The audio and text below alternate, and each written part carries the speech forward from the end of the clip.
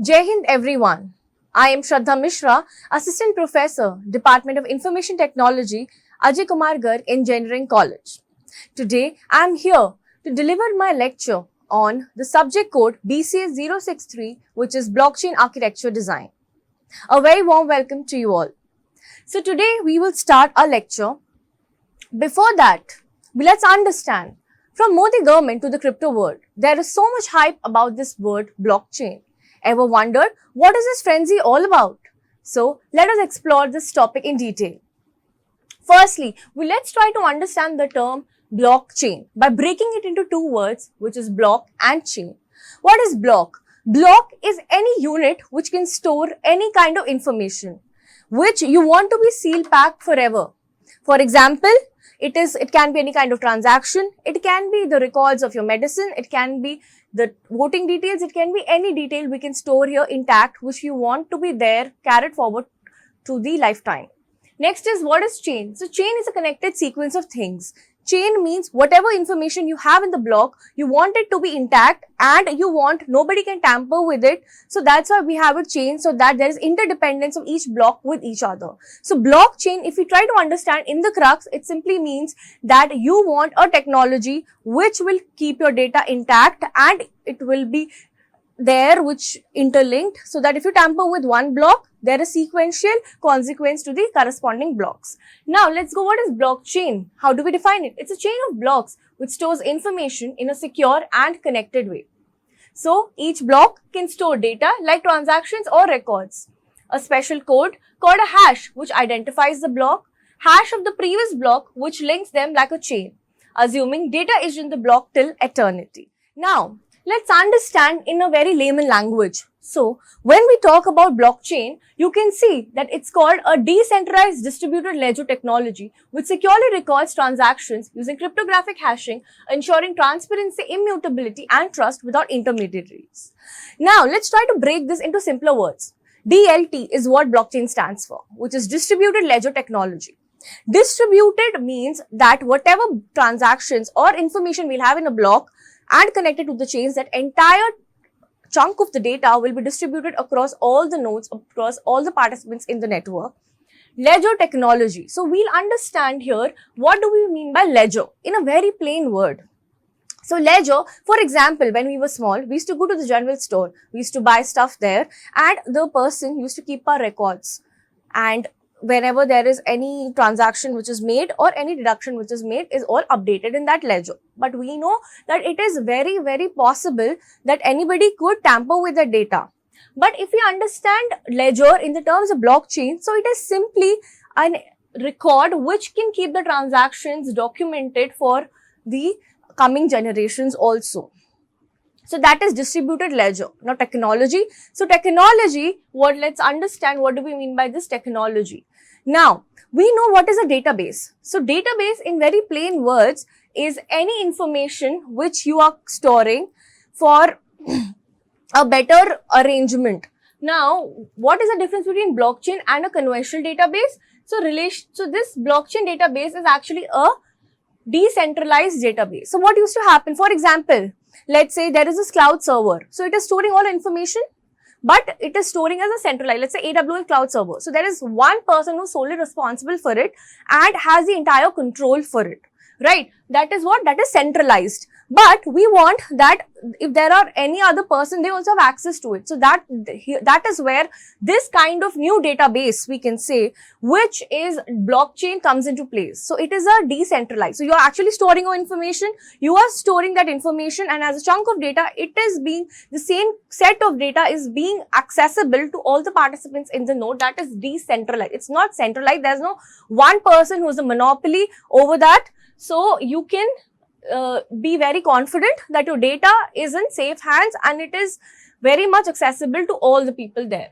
Then there is relatively slower is the performance of it, but and for the traditional database is faster, but what the blockchain assures is that your data is going to be there very secure, because it is going to store your data with all the hashing and encrypted. So in a way you can understand that your data is also passing is with a lot of people there in the network, but it is in encrypted form, so they don't actually know what is there in the block, but they know that there is some information which is encrypted, which is very confidential, and it doesn't have to be revealed to other, but it is also at the same time encrypted. So that is what. Now, so let's understand this. So this is centralized, decentralized and distributed. So when we call blockchain as a decentralized distributed ledger, what do you understand by that? It means decentralized means that entire copy of the data will be shared among all the audience you have in the network.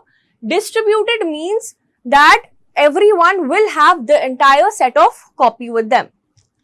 Now, so let's come back to our term blockchain. So blockchain, like I defined, that basically it's a block which is connected via chain of blocks. Once the transactions or the information of one block gets full, then we connect the forthcoming blocks. Let's just understand it with a very simple example of a train. What happens in a train? You have a block, okay, you have a compartment. When the seats for that compartment are full, then you have to add another compartment.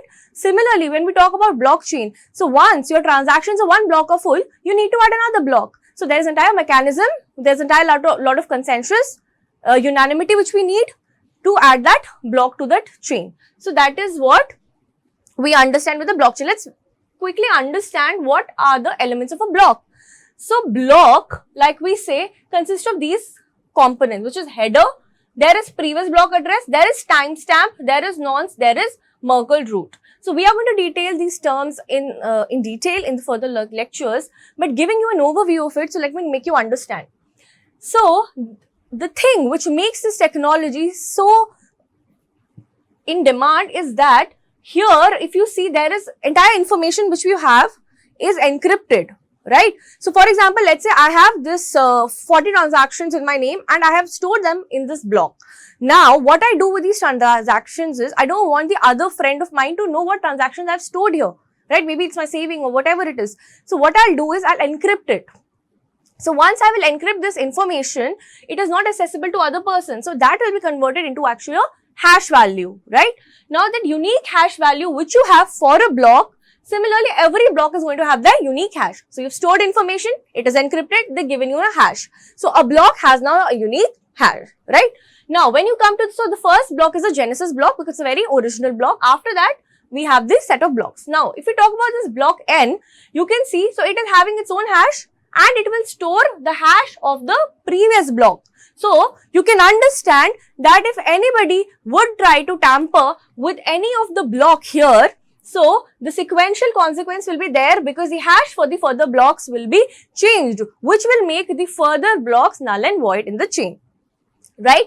So that is the crux of a blockchain to understand. So this is what makes blockchain unique in its own way, because the previous block address is stored in the further block. Similarly, the next block is going to hold the address of the previous block. Then we understand timestamp. Timestamp means exact. If 8:32 AM, I have stored my transactions here, so you can understand that the timestamp, the date and time will be loaded there, then and there, right?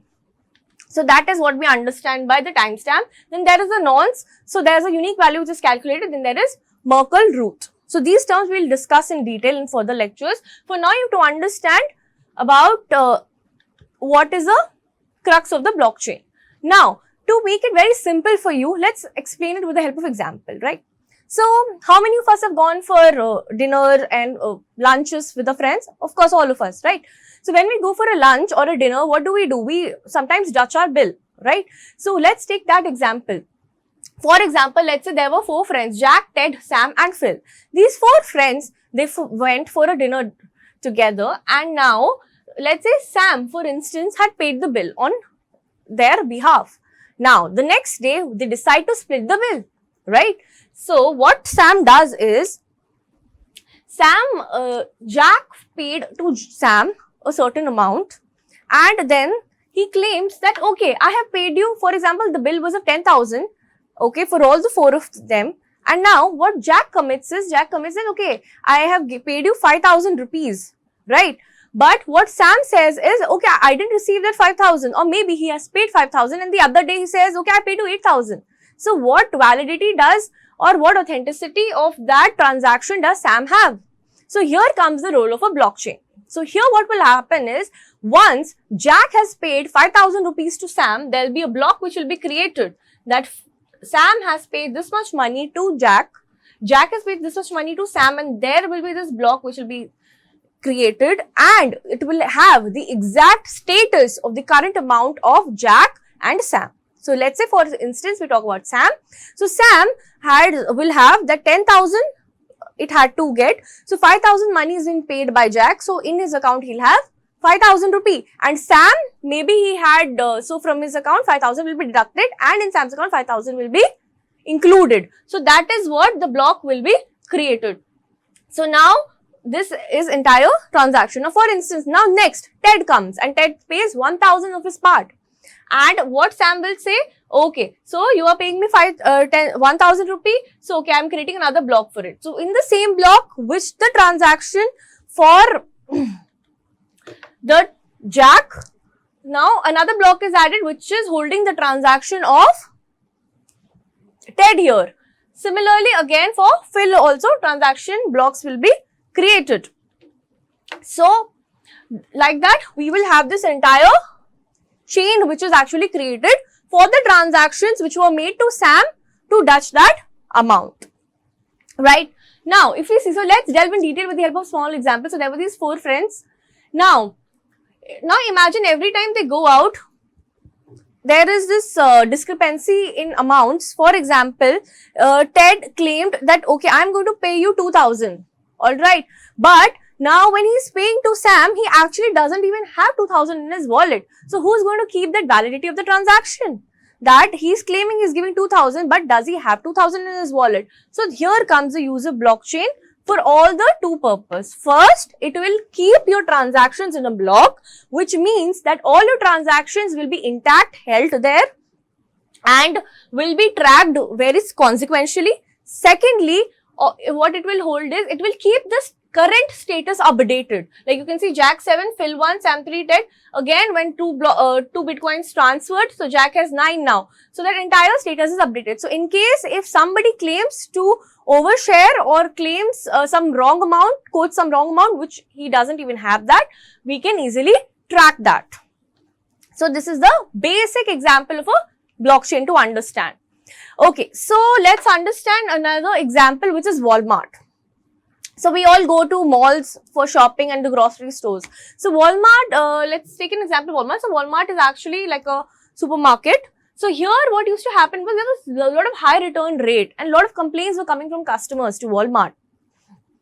So here what they did was they tried to opt for blockchain here. So how would blockchain help them here? Let's understand. So basically there is this entire chain from the shop from the factory to the shop. When this good is going, it follows a certain series of events, right? First, it goes from the farm to storage to transportation to processing, right? So what used to happen here is, you can see that what they did was, they used to keep that entire unique QR in every product. In every stage used to attach a unique QR. I'm giving example of a QR. So what happens is, when the let's say it's a biscuit packet, for instance, a biscuit packet has reached the factory. So here in the factory, that biscuit packet has got a QR, which gives a validity that till the time it came to our market, to our farm, the biscuit packet was intact, there was no harm. Now when we'll go to the storage, again they will also give a QR and they will say that okay, through the stage, the biscuit had reached to our storage, it is also fine. So another checkbox. Next, transportation, again checkbox. So similarly, when it will reach the shop, and for example, the biscuit was tampered with, so we can easily track, we can easily backtrack here that in which stage was the biscuit damaged, so that they will be held responsible. Otherwise, they will keep passing the parcel, they'll keep passing the burden that okay, if the biscuit was damaged, maybe it was because of storage, it was because of transportation, and even we don't have any valid proof, so even we can't claim that okay, because of who was the actual culprit. So that is what here is it. If a safety issue arises, Walmart can trace the exact source within seconds. Nowadays, pinpointing problems and pulling only affected items. This not only boosts consumer trust, but also punishes inefficiency and protects public health. With blockchain, Walmart doesn't just track goods, it holds every link in the chain accountable. So it holds every link in the chain accountable. I hope this is a very wonderful example to start with. Next, let's understand some basic nitty-gritties of blockchain. So, what are the properties of blockchain, right? So, decentralization, there's no central authority. So, for example, we saw in Sam and Ted's case, there was these transactions and this transaction created a chain. So, that entire chunk of data which was there, that copy will be there with all the 4 participants, which is Sam, Ted, Phil and Jack. So, all the 4 will have that copy of transaction. So, if he says, okay, Jack is trying to tamper, he gave 5,000 but he's trying to make it 6,000, then the notification will be sent to all the 4. They will be able to track and nobody can tamper with it, because they will they need the consensus of all the other 3 that okay, I paid 1,000 later to Sam, I forgot to update it. So, if they give consensus only, then it will be updated. But if he, by cheating, he tries to update the transaction and tells them that okay, 5,000 was the one I gave, but I'm writing here 6,000, he won't be able to do that. So, the integrity of a data is intact in that case. So, that is decentralization. It's not centralized. There's no one who is having who's having the sole authority of a data. Next is immutability. Once recorded, data can't be altered or deleted. Next is transparency. Transactions are visible and verifiable by all participants. Security uses cryptographic hashing and digital signatures for protection. Consensus mechanism. Transactions are validated through POW, POS or other protocols. So, these consensus mechanism we are going to learn in detail in the coming lectures.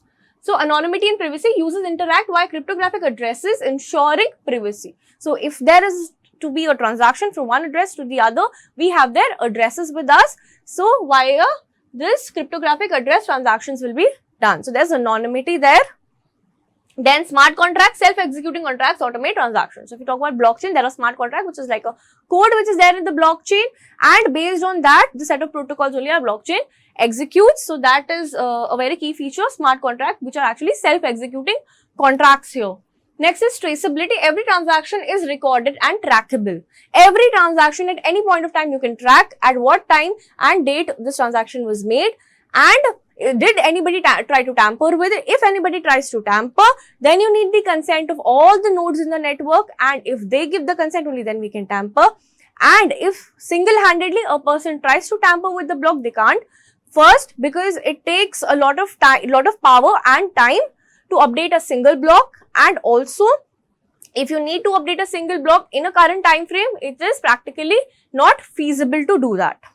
Secondly, if we try that we change its tamper resistance, like we can see, any modification changes the entire blockchain, prevents fraud, because if there is any block which is tampered with, the hash of that block will change, which consequentially, because they are all interlinked, the other block is going to have the hash of the previous block. So, further blocks will become null and void. So, that attempt of the fraudster to tamper with the data will be null and void.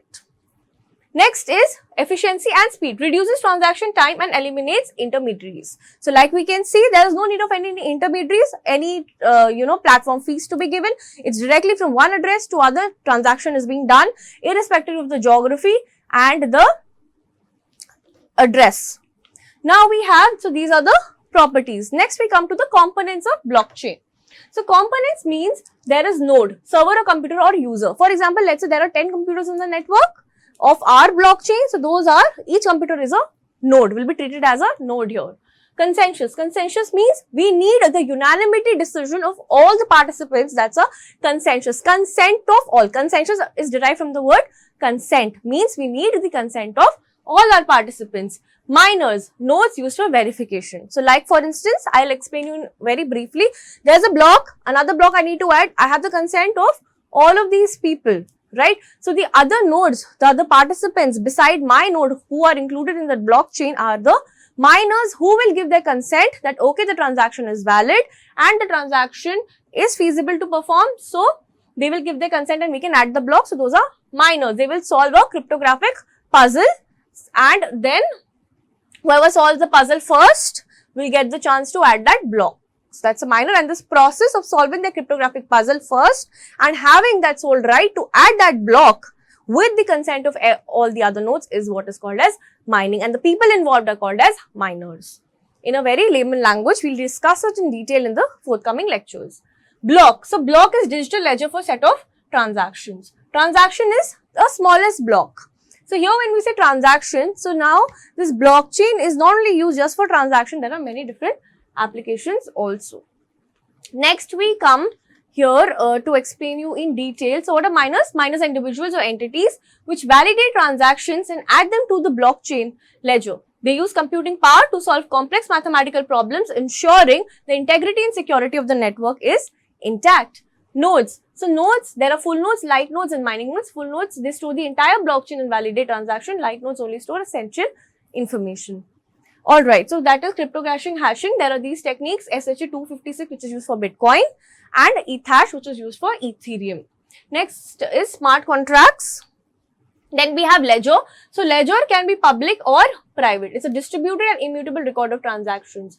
Tokens and cryptocurrencies, native digital assets used for transactions. Consensus mechanism. Alright, now going forward, let's quickly understand how does our blockchain work. So there is a transaction which is requested, right? Let's say there's one block which is a Genesis block which is already existing. Now, so a transaction will be requested. Then a block that represents transaction is created. Now a block will be created. Next, the block is sent to every node in the network. So that block, now for example, there are 10 participants in that network. They are going to initiate a transaction. They created a block for it. Now they'll start the game with it. So block is created. This block will be sent to all the nodes in the network. Next, nodes validate the transaction. So the request for transaction, they will validate. He's asking for, let's say, $10. Does he have that $10 in his account? So they will validate the transaction. And is he a valid participant? Nodes receive a reward for the proof of work. Proof of work, we'll discuss in detail. To understand, to give you an overview, proof of work is they have to solve a complex cryptographic mathematical algorithm. Whoever solves it first has that authority to add that block. So no, they will receive a reward for proof of work. And whoever solves the cryptographic puzzle first, he gets a certain set of bitcoins with him and he has the right to add that block to your blockchain. So nodes receive a reward for the proof of work. A block is added to the existing blockchain, transaction is complete. And now the transaction is complete and the block will be added to the blockchain, right? So similarly, again, when the transaction is complete, there will be another request for another block to be added and so on. This chain will continue working. These are the steps: transaction initiation, then there is transaction verification, block formation, consensus mechanism, block addition, immutability. So these are the steps. Now to end our lecture, let's simply just make you understand with a very small example.